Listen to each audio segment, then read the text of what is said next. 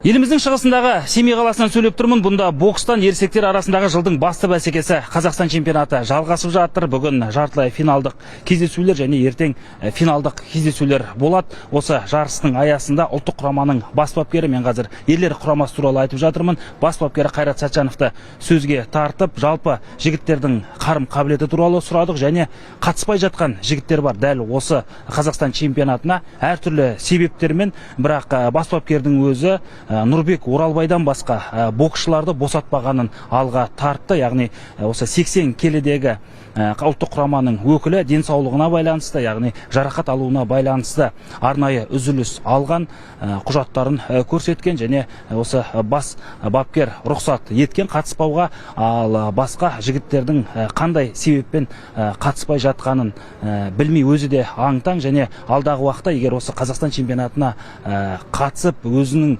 мықты екенін дәлелдемесе, ұлттық құрамадан алынатынын қадап айтты. Босатылған тек қана Оралбай Нұрбек қана босатылды. Өйткені жәнегі әлем чемпионатында алған жарақаты бар. Белін созып алды да, сонген сол рұқсат алды. Оның өзінде де мен кімге Нұрбекке қағаздарын бәрін алып келіп көрсетті, оны рұқсат еттік. Мен олар үшін уайымдағаным, ұлттық құрама кірмей қалса, зарплата алмаған ұлттық құрамада бола алмай қалады. Ол енді бірақ как олимпиаданың күміс жүлдегері ретінде оған жәнегідей стипендиясы бар. Өз несі бар екен де, соған ол қатты уайымдамадық. Шында да қағаздарын әкеліп ағай, мен рұқсат етсеңіздер, мен осыны дұрыстап, денсаулығым дұрыстап болсам, емдер болсам аға деп. Сол рұқсат еткен соң қағаздарын әкелгеннен кейін ғана оған рұқсат бердік. Басқа ешкімге босатылған жоқ, ешкімді. Бұған қоса дәл осы чемпионатқа Қамшыбек Қоңқабаев, Асланбек Шымбергенов сияқты бұрыннан келе жатқан, тіс қаққан боксшыларда қатысуы мүмкін деген ақпарат болған десе де, дәл осы ішкі біріншілікте оларды көре алмадық. Бірақ алдағы уақытта егер келем десе, қатысам десе және өзінің мықтылығын дәлелдеймін десе, есігіміз ашық деді Қайрат Сәтжанов. Десе де биыл олардың орнына жас буындардың келіп, осында кәсіпқой боксшылармен иық тірестіре жұдырықтасып керемет өнер көрсетіп жатқандығы қуантады. Қайрат Сәтжанов енді бір ұлттық құрамада алдағы уақытта буын алмасу процесі жүретіндігін алға тартты және бірнеше жас боксшыларды түртіп жазып алған. Бүгін 5-ші күн жарыс өтіп жатыр. Сонда байқағанымыз енді бір-екі баланы жаңағы өзіңіз айтқан сияқты түртіп қойдық. Соның біреуі жеңіліп қалды. Бірақ Қостанайдың баласы Шербаев Жанибек деген бала 55 килограмм салмақ дәрежесінде. Тағы бір жақсы бала 2007 жылғы екен. Ол Алматы облысының боксшысы Нұрқабыл ұлы Мұхит деген бала 65 килограмм салмақ дәрежесінде. 2007 жылғы боксшы екен. Қазір четвертьфиналға шықты. Тағы да екі жекпе-жек жақсы өтті.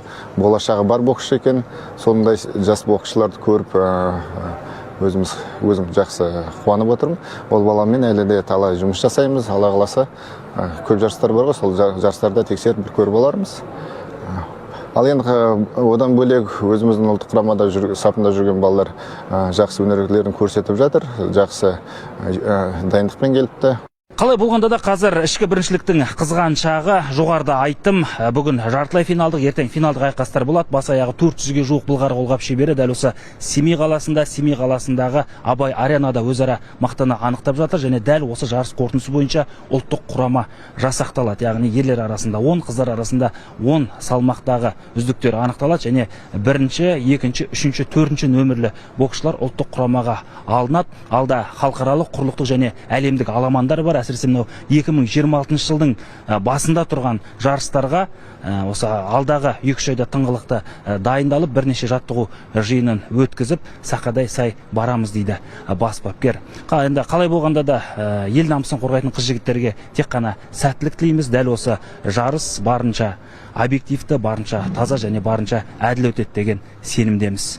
Ал біз күнделікті дәл осылай тікелей эфирде соңғы ақпараттармен бөлісіп отырамыз. Аслан Қаженов, Медет Өмірханов, 24 КЗ, Семей, Абай облысы.